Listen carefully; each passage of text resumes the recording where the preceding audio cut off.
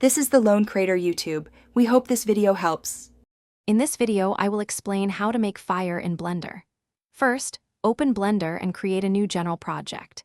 Delete the default cube and add a new mesh, like a UV sphere or a plane, which will serve as your fire source.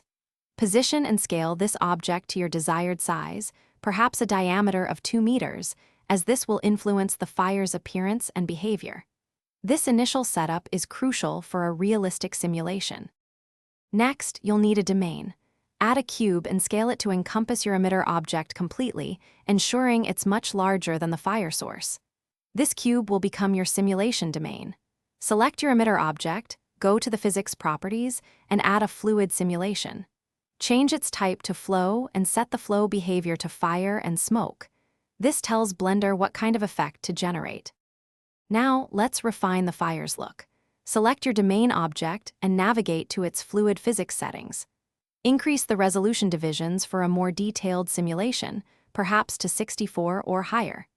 Experiment with the temperature and density settings under the fire section to achieve your desired flame intensity and spread.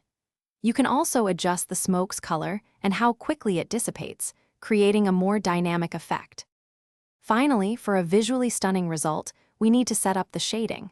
In the shader editor, select your domain and add a principled volume shader.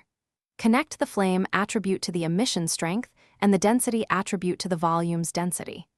Adjust the blackbody intensity and color ramp for realistic flames.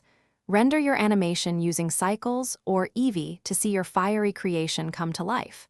It's a fantastic effect. Thanks for watching. Consider subscribing if we helped you.